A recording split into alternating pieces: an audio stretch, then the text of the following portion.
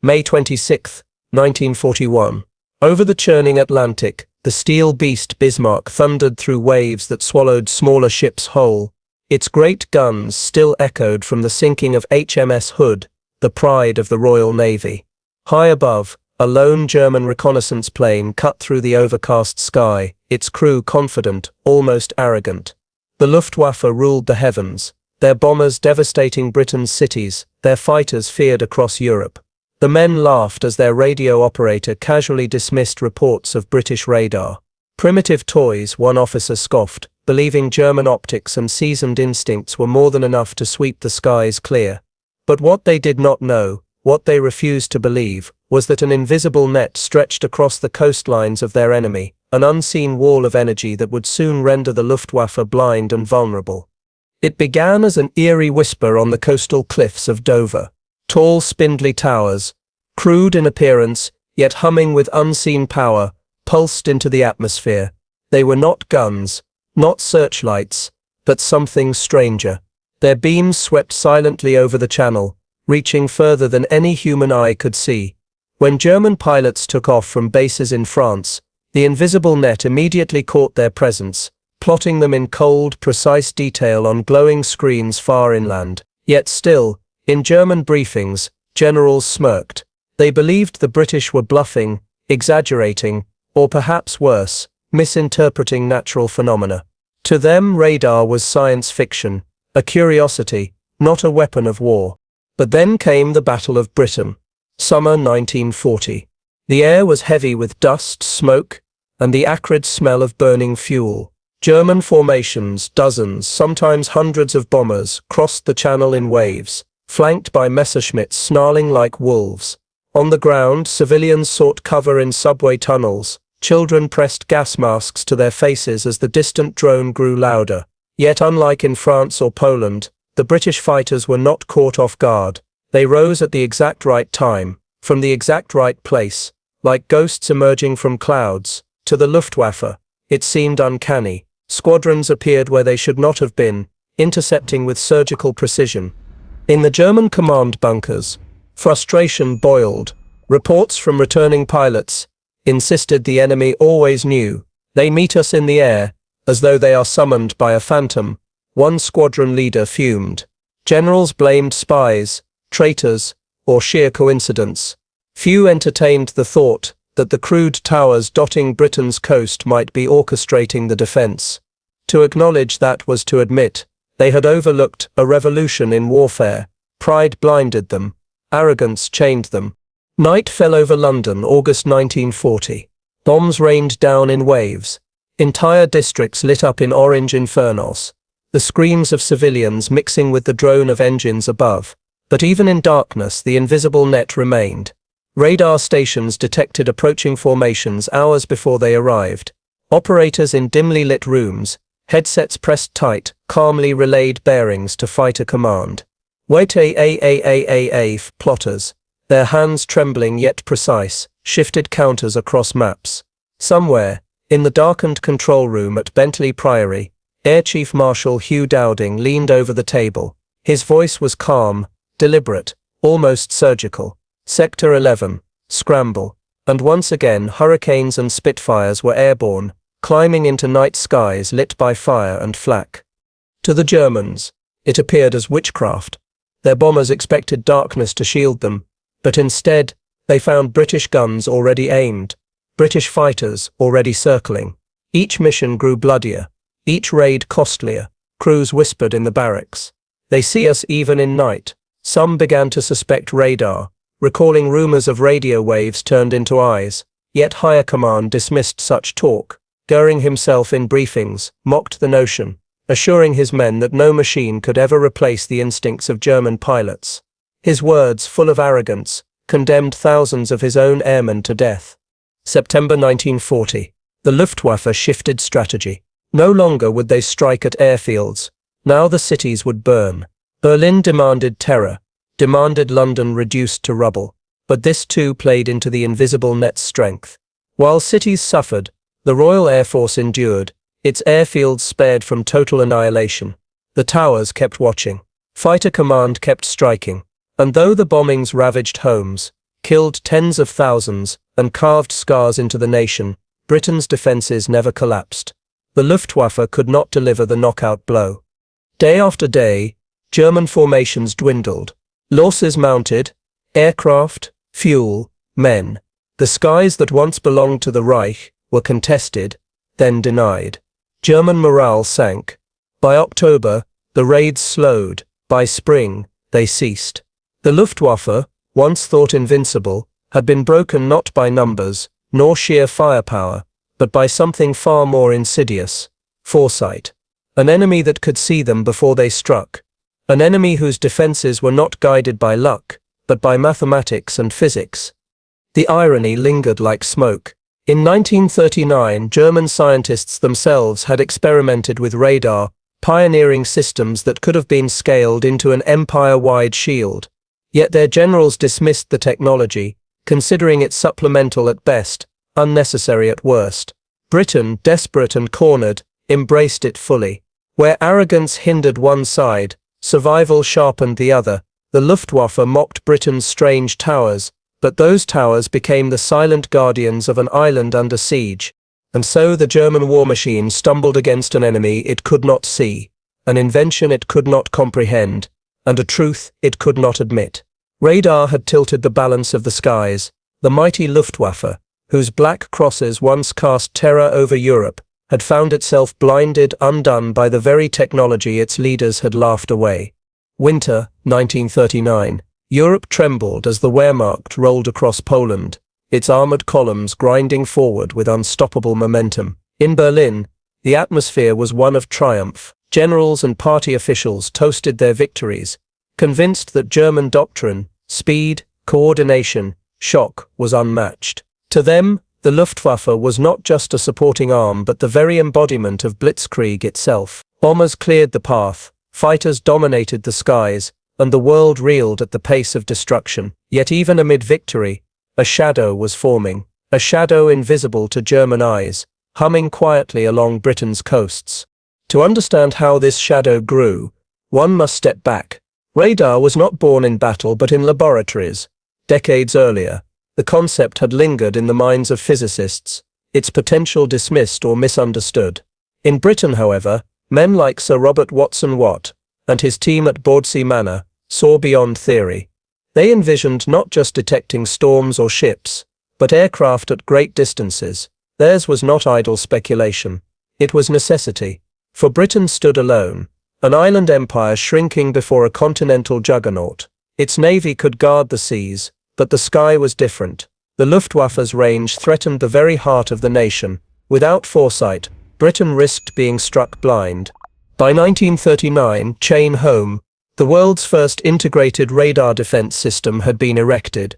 Tall skeletal towers dotted the coast from the Isle of Wight to the Orkneys, forming a line of vigilance. Each transmitted radio waves that pulsed outward, bounced off incoming aircraft, and returned as faint echoes on cathode ray screens.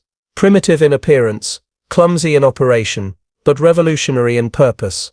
What Britain lacked in tanks, in manpower, in territory, it compensated for with foresight. The invisible shield had been raised just as the storm gathered. Meanwhile, German doctrine brimmed with confidence. Generals like Goering and Kesselring believed the Luftwaffe's superiority lay in discipline, optics, and aggression. Pilots trained relentlessly in aerial tactics. Ground crews perfected rapid servicing of aircraft. The Luftwaffe's communications relied on shortwave radio, but its strategy relied on the assumption of surprise. Strike first, overwhelm quickly, leave no time for resistance. Against nations like Poland, Denmark, Norway, and France, the formula worked with terrifying efficiency. The skies seemed to belong to Germany alone. But across the Channel, things were different. Britain's leaders recognized their vulnerability. Prime Minister Neville Chamberlain, though mocked for appeasement, approved radar funding in the 1930s. His successor, Winston Churchill, doubled down on it once war erupted. While German generals scoffed, Britain poured resources into this strange technology. Operators, many of them young women in the Women's Auxiliary Air Force, were trained to interpret ghostly blips on screens. Controllers practiced directing squadrons by radio, a new form of warfare born not in cockpits, but in dimly lit operations rooms. German intelligence observed the towers but failed to grasp their purpose. Some analysts suspected they were related to air defense, but higher command dismissed the idea. Goering, notoriously arrogant, believed radar was too crude, too unreliable to influence battle. German planners instead placed their faith in visual reconnaissance and tactical experience. It was a fatal miscalculation, for by ignoring Britain's preparations, the Luftwaffe entered the Battle of Britain blind to the very tool that would decide its fate. By the summer of 1940, the situation had crystallized. France had fallen. The Wehrmacht stood at the Channel's edge. Operation Sea Lion, the planned invasion of Britain, loomed, but the prerequisite was control of the skies. Without dominance above, no invasion fleet could cross. For the Germans, the campaign seemed straightforward: crush the Royal Air Force, bomb their airfields, burn their factories. Victory appeared inevitable. After all, the Luftwaffe outnumbered fighter command nearly 3-1. Yet numbers alone did not tell the full story. Britain's strength was not in aircraft counts, nor even in the skill of its pilots. Though both mattered greatly, its strength was in its system. The radar towers, the operations rooms, the plotting tables, and the fighter squadrons all worked as parts of a single integrated machine. The moment German aircraft lifted off in occupied France, they were already being tracked. Even before they crossed the Channel, controllers knew their altitude, direction, and approximate strength. Pilots did not waste precious fuel patrolling aimlessly. They were scrambled with precision, intercepting at the perfect moment. The Luftwaffe, meanwhile, relied on timing and guesswork. They believed British fighters were stumbling upon them by chance, or that spies were feeding information. German pilots could not fathom that their every move was being observed in real time. When formations were intercepted far from their intended targets, confusion spread. Reports funneled back to Berlin describing uncanny accuracy in British defense. Yet still, the generals laughed. Goering in particular refused to believe his adversary possessed a tool beyond his understanding. To admit it was to undermine his aura of infallibility. Doctrinally, the Germans were prisoners of their own success. Blitzkrieg had dazzled the world because it struck unprepared nations with overwhelming force. But in Britain, radar denied them that element of surprise. The Luftwaffe was forced into grinding battles of attrition in which every loss mattered, and every pilot was harder to replace than the last. The proud German war machine, built for lightning victories, found itself ensnared in a war of endurance. And while the generals mocked, their adversaries adapted. Fighter command fine-tuned interception patterns. Controllers learned how to distinguish decoys from real raids.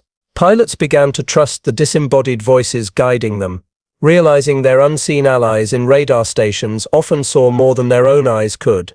This trust, forged under fire, became a bond between ground and sky that the Luftwaffe could not replicate. Thus the stage was set, one side blinded by arrogance, the other sharpened by necessity. One boasting of numbers and victories past, the other wielding a secret advantage invisible to the human eye. The clash that followed would not just determine the fate of Britain, it would expose the fatal gap between German pride and British innovation. August 13, 1940. The day the Luftwaffe called Adlertag, Eagle Day. Across occupied France and Belgium, airfields roared to life. Hundreds of Heinkel bombers, escorted by Messerschmitt 109s, climbed into the morning sky, their engines vibrating the very earth beneath them. Goering had promised Hitler that the Royal Air Force would be destroyed within weeks, clearing the path for invasion. The German war machine surged forward with supreme confidence. Pilots expected an easy kill, convinced the British were on their last breath. But as formation after formation swept toward the English coast, something uncanny unfolded. The British were already waiting. From Tangmere to Biggin Hill, Spitfires and Hurricanes rose not in panic, but in perfect rhythm. They attacked with uncanny timing, appearing from clouds and sunbursts, as though guided by an invisible hand. German crews whispered in disbelief. How could the RAF always know where to meet them?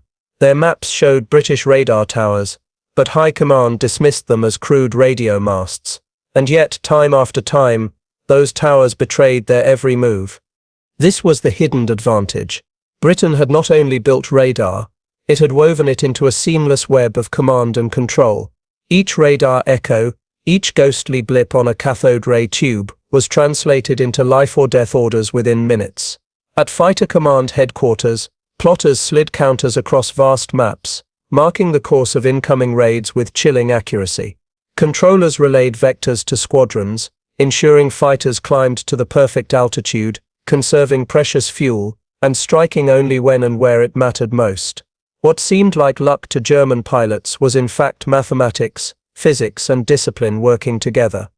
The Germans had their own radar projects. The Freya early warning set could detect aircraft at distances of up to 120 kilometers. But unlike the British, they treated radar as an accessory, not a core doctrine. It was a tool to support observation, not the backbone of defense. The British, facing annihilation, had no such luxury. They committed entirely. Radar became not a supplement, but the beating heart of their survival. For the Luftwaffe, this was unthinkable. Their doctrine was rooted in the primacy of men, the sharp-eyed pilot, the daring squadron leader, the iron discipline of formations. They believed technology could enhance, but never replace, human instinct. To suggest otherwise was to insult the honor of their aviators. And so, when reports surfaced that Britain's uncanny foresight stemmed from machines, they were mocked in Berlin's war rooms. Nonsense, Goering scoffed. The English are weak. Their pilots stumble upon us by chance. Nothing more. But German crews at the front knew otherwise. They saw their comrades fall in numbers far greater than anticipated. They heard the warnings in after-action reports. The English fighters always know. A bomber group that had trained for precise raids found itself intercepted before it could even form up. Escorting fighters, already stretched thin, were overwhelmed by Spitfires that seemed to materialize from nowhere. For the Luftwaffe's veterans, it was a bitter pill. They had conquered Europe's skies, yet here, against Britain, their confidence cracked. The advantage was not only tactical, it was psychological. German bomber crews flew under a growing shadow of dread. Missions into England felt cursed, as if unseen eyes tracked their every move. Superstitions spread in the barracks, whispered fears that the British possessed supernatural sight. Some blamed spies, others muttered of invisible beams. None knew the truth, that radar was rendering their courage meaningless. Meanwhile, British pilots began to trust the system.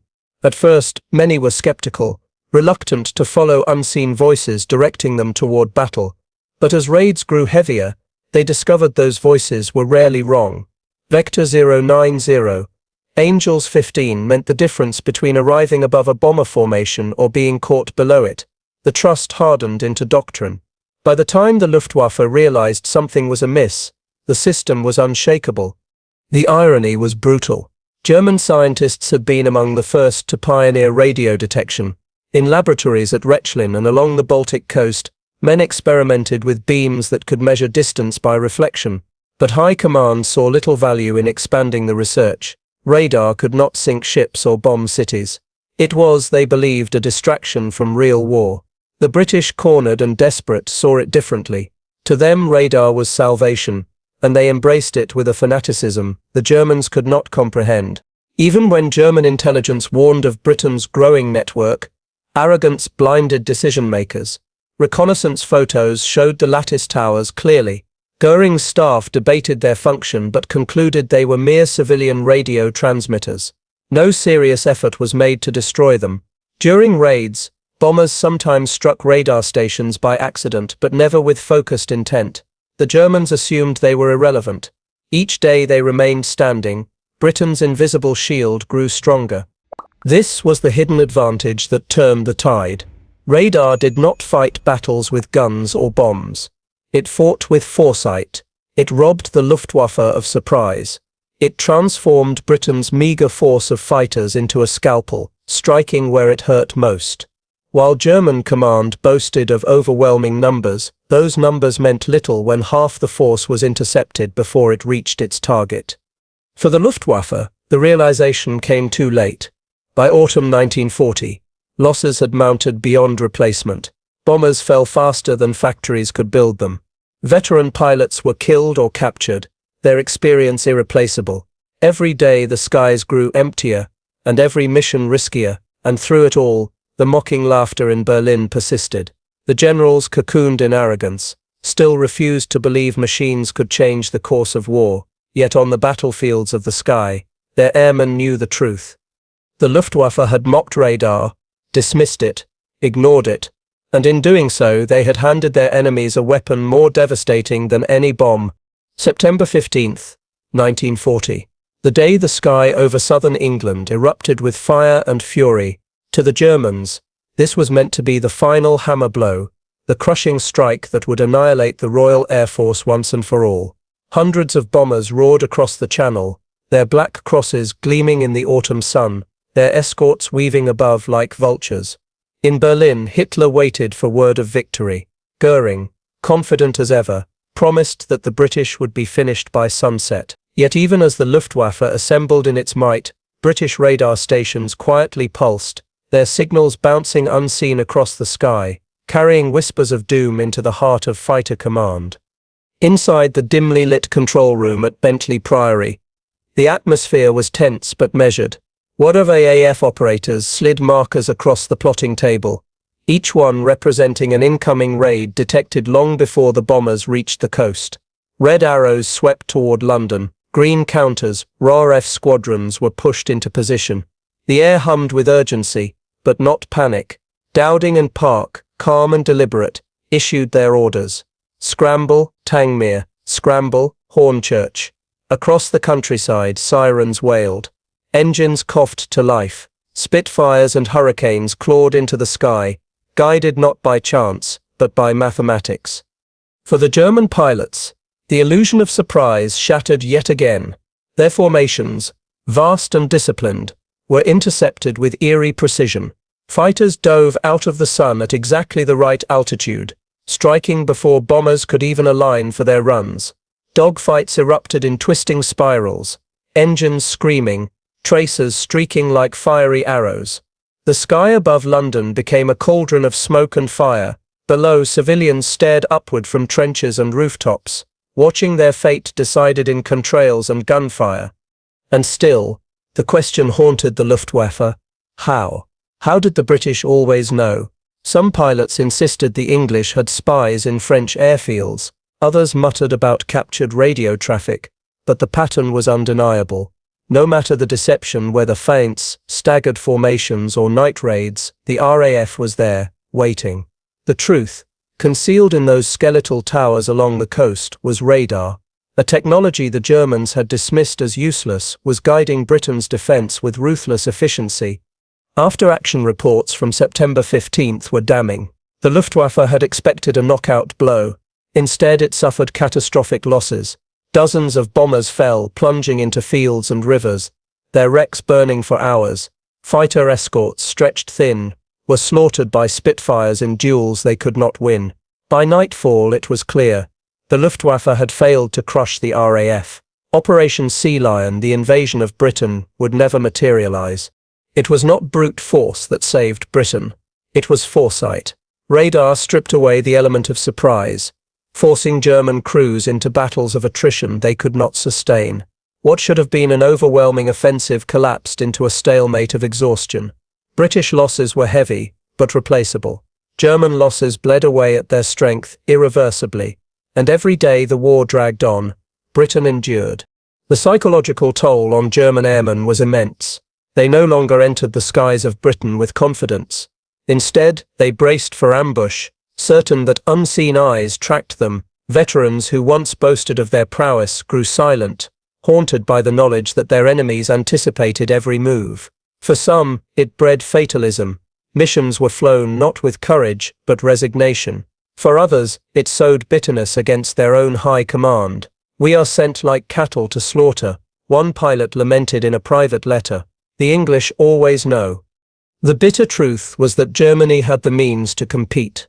Their own Freya and Würzburg sets, though primitive in deployment, showed promise. But the Luftwaffe lacked vision. Radar remained a technical curiosity, not the spine of a defense system. German generals saw it as a supplement to flak batteries, not as a revolution in command and control. The British, by contrast, built an entire doctrine around it. Chain Home was not a network of machines, but a nervous system connecting every squadron, every command, every decision. It allowed a smaller force to punch above its weight, transforming scarcity into strength. What made radar decisive was not the machines alone, but the system behind them. Pilots trusted controllers. Controllers trusted operators. Operators trusted the towers. Each part, fragile on its own, fused into something greater, an invisible web that gave Britain sight where the Luftwaffe was blind. It was this cohesion, this synergy of man and machine, that Germany never replicated. Their arrogance, their obsession with overwhelming force, left them unable to comprehend the subtle power of information. The German High Command continued to mock. Goering, furious at the failures of Eagle Day and the September raids, berated his men. He accused bomber crews of cowardice, fighter pilots of incompetence, and ground crews of laziness. Yet he never admitted the real cause. His pride would not allow it. In his mind, no machine could rival the instincts of German airmen, but those instincts had failed, again and again, against an enemy that fought with foresight rather than guesswork. By the end of 1940, the Luftwaffe had lost more than planes. It had lost its aura of invincibility. The mighty war machine that once terrified Europe had been humbled by an island nation armed not with overwhelming numbers, but with towers of steel and a new way of seeing. The mockery of radar had turned to ash, and the price was paid in wreckage scattered across English fields. What remained was a bitter irony. The Germans had dismissed radar as irrelevant, even while their scientists pioneered advances that could have rivaled Britain's system, but arrogance at the top stifled innovation. Where Britain gambled everything on unproven science, Germany gambled everything on brute force. In the skies over Britain, that gamble failed. Radar was not glamorous. It did not roar like engines or shatter buildings like bombs, but it changed the very fabric of war. The Germans mocked it, and in mocking it, they sealed their fate. October 1940. The nights grew longer, and with them, the terror intensified. The Blitz had begun. Vast streams of German bombers cut through the darkness, their engines droning like a swarm of locusts. Cities below were cloaked in blackouts, street lamps extinguished, windows painted over, and civilians huddled in basements as sirens wailed. Flames consumed entire districts. London, Coventry, Liverpool, Birmingham, all lit like pyres against the night sky. For the Luftwaffe, it was the last card to play. If daylight raids could not break Britain, then darkness would. Yet once again, the unseen shield of radar waited, humming quietly in the gloom, ready to turn the tide of a battle that seemed unwinnable. The challenge was different now. By day, chain home stations tracked bombers clearly against the backdrop of sky and sea, but at night, precision was far more difficult. To the Luftwaffe, this offered a chance. Under cover of darkness, they believed British defences would collapse. Indeed, at first, the bombers swept through with devastating effect. The firestorms of London left Churchill's war cabinet shaken. Civilian casualties mounted into the tens of thousands. German crews boasted that the enemy's defeat was inevitable. Yet even in the darkest hours, Britain was adapting. Radar, once merely the eyes of fighter command by day, was now evolving into something greater. Scientists and engineers worked feverishly, developing systems capable of detecting bombers in the night sky. The Würzburg radar in Germany was accurate for directing anti-aircraft fire, but it was limited in scope. Britain's innovations moved in another direction: airborne interception. Planes themselves would soon carry radar, turning darkness into daylight for their crews.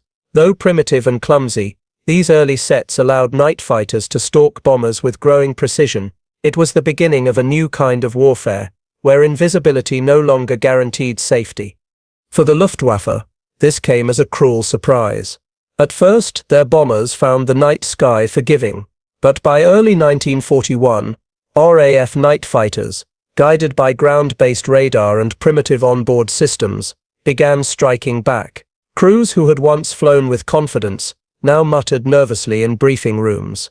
"The English still find us," one pilot confessed after barely surviving an interception. "Even in the dark they are there." Superstition spread once again, whispers of a phantom, an invisible hunter that turned the night itself against them. Technically, the advantage lay not in the radar towers alone, but in the system Britain had built around them. Searchlights, anti-aircraft guns, and fighter squadrons all fed into a coordinated defense directed by radar returns. Civilians peered from shelters to see beams of light crisscrossing the sky, locking onto German bombers like accusing fingers. Seconds later, flak bursts blossomed around the trapped silhouettes. Then came the fighters, their engines screaming upward to finish what the searchlights had begun. To those on the ground it seemed miraculous. To those in the cockpits it was chilling inevitability. Meanwhile, in German headquarters, frustration deepened. Goering's rage echoed through the halls.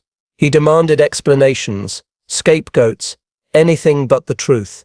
His pride would not allow him to admit that radar, the very technology he had mocked, was dictating the outcome of the air war. Instead, he clung to the belief that the English were lucky, their successes exaggerated, their losses hidden. The truth was written in the wreckage of bombers scattered across English fields and coastlines, but arrogance drowned out reason. The contrast between German and British doctrine could not have been starker. Germany, rich in victories, assumed brute force would always prevail. Britain, cornered and desperate, bet everything on innovation. German industry produced fearsome machines, the Messerschmitt 109, the Heinkel 111, the Dornier 17. Yet without the element of surprise, these machines bled away their advantage. Britain's fighters, fewer in number and often inferior in raw performance, became deadly when guided by the unseen hand of radar. Where Germany saw technology as a crutch, Britain wielded it as a sword. By the spring of 1941, the tide had shifted irreversibly. The Blitz had failed to crush British morale. Radar had not only blunted the Luftwaffe's offensive, it had given Britain the breathing room to regroup, rebuild, and strike back. German aircrews, once symbols of invincibility, now carried fear into every mission. Letters home were filled not with pride, but with doubt. "The enemy always seems to know," one navigator wrote before being shot down over Kent. "We fly blind, while they see everything." The psychological weight of this unseen war cannot be overstated. To fight an enemy you could see was one thing.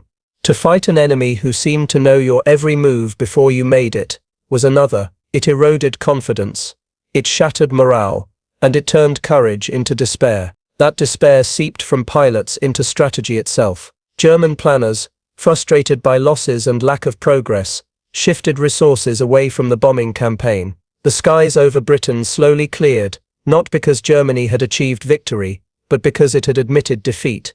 And all the while, those skeletal towers still stood. They looked fragile, exposed, vulnerable. German bombers flew over them, often ignoring them altogether. Rarely were they targeted, for Goering had dismissed them as irrelevant. Yet those towers had been the very pillars of Britain's survival. Every blip on their screens, every echo returned from the night sky, had written the script of the war in the air. The Luftwaffe had mocked radar. They had refused to see it for what it was. And in that blindness, they had become the very victims of the blindness they had scorned. Spring, 1941. The ruins of London still smouldered, yet Britain remained unbroken. The Luftwaffe had failed to secure the skies, its dream of invasion dead, but the true weight of radar's impact was only beginning to unfold. What had been born in desperation during the Battle of Britain now spread like wildfire across every theatre of war. The secret advantage that Goering had mocked was no longer confined to the English Channel. It became the blueprint for a new way of fighting, a war of information, coordination, and unseen power. In the months that followed, Britain expanded its network relentlessly. Chain Home Low was built to catch raiders flying beneath the range of the original towers. Mobile radar units rolled into fields and forests, their antennas spinning slowly against the horizon. Airborne radar was refined, giving night fighters sharper eyes in the dark. Convoys crossing the Atlantic were guarded by radar-equipped escorts, sweeping the sea for the deadly shadows of U-boats. For Britain, radar was not simply a technology, it was survival transformed into doctrine. The Germans, meanwhile, wrestled with a bitter irony. Their scientists had pioneered radar systems like Freya and Würzburg, capable and precise, but their potential remained shackled. German high command still clung to doctrine that prized firepower and aggression over foresight and coordination. Where Britain wove radar into every layer of defense, Germany treated it as an accessory useful for flak direction, but never central. This doctrinal blindness meant that while German crews struggled in the dark, their enemies saw with growing clarity.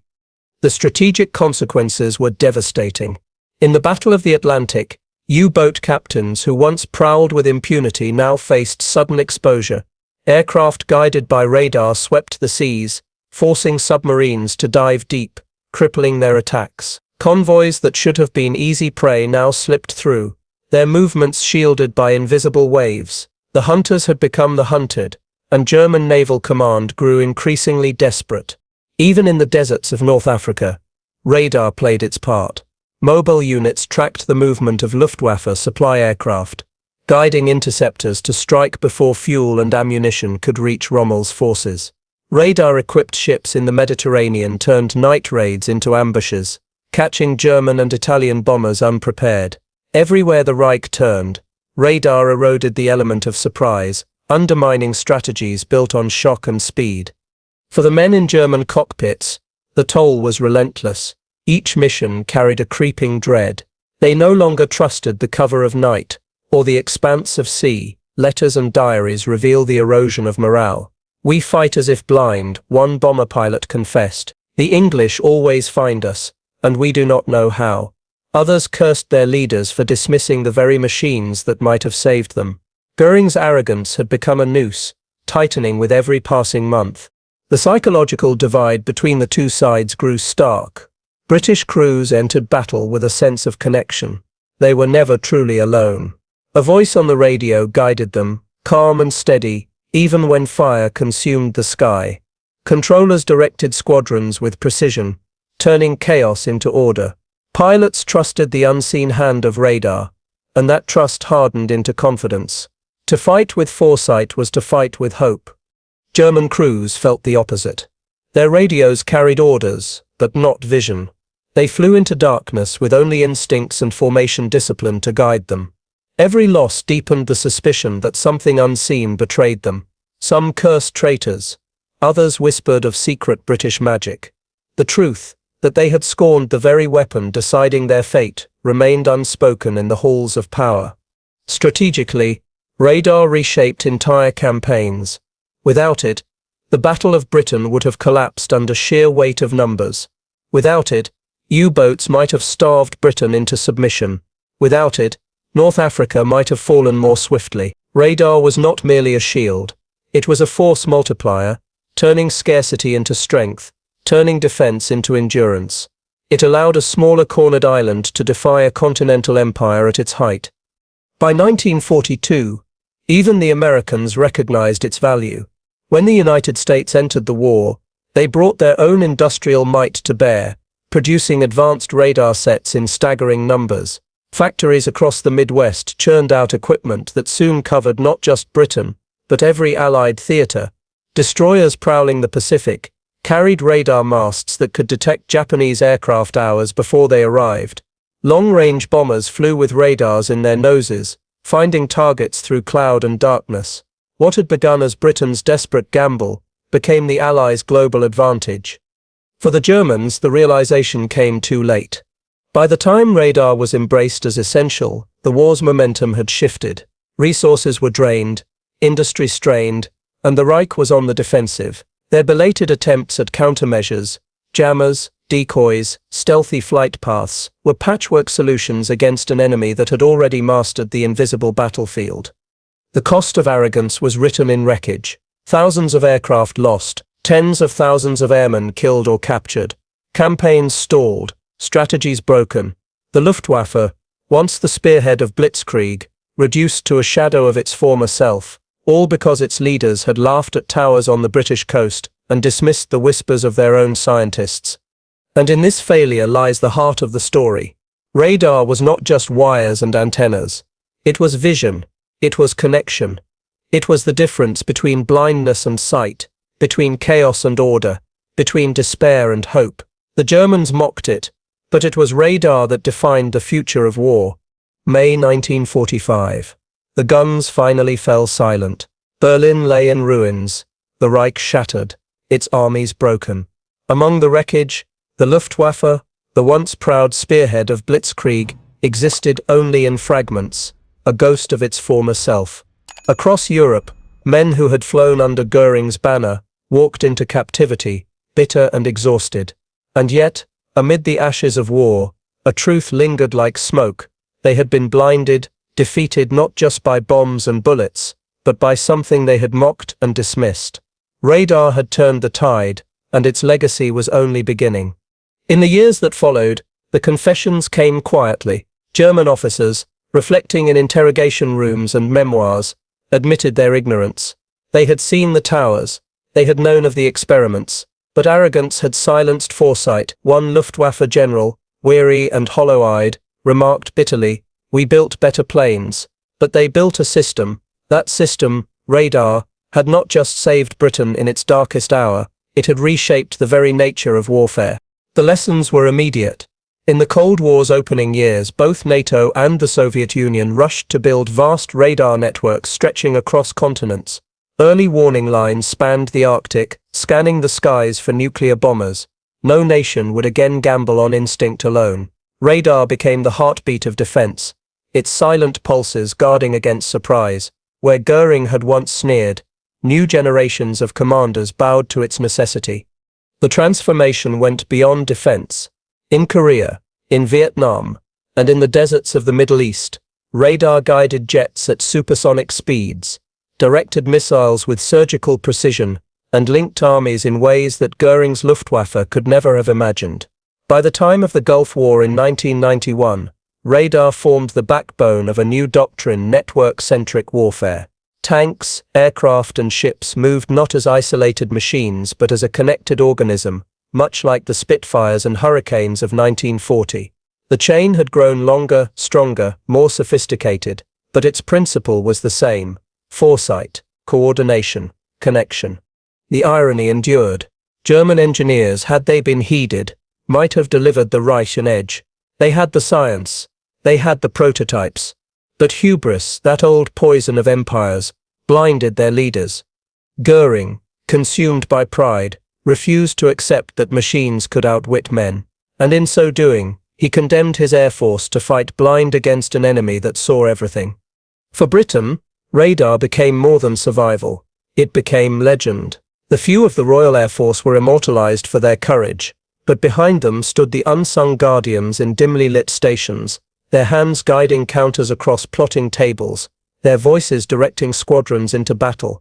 It was not just heroism in cockpits that saved Britain, but the invisible eyes of science, the marriage of technology and human will. That lesson echoed through the decades. Wars are not won by muscle alone, but by vision, by connection, by the courage to embrace what is new. Even today, the principle holds. Modern stealth aircraft and drones dance in skies saturated by radar beams. Missiles streak across continents, tracked every step of the way. Civilian flights crisscross the globe, with radar watching silently, ensuring safety in the skies.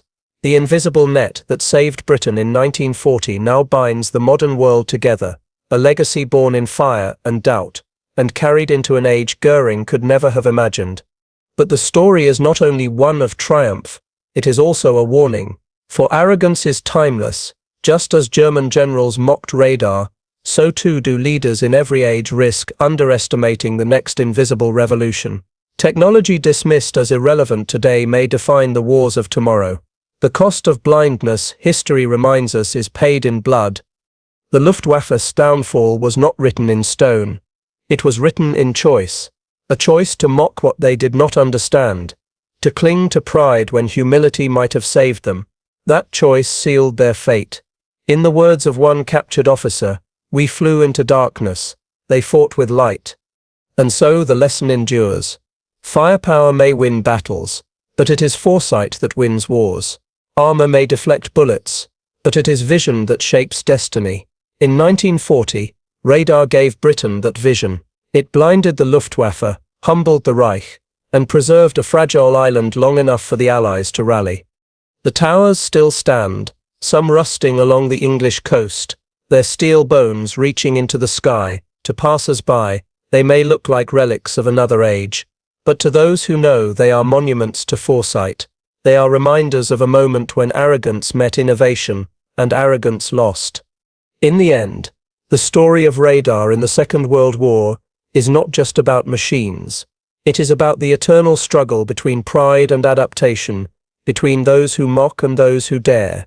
The Luftwaffe mocked, and the skies grew dark around them. Britain dared, and in daring, it survived. And so the narrator's voice lingers, solemn and unyielding. In modern war, connection outweighs firepower. Speed defeats armor, and vision triumphs over pride.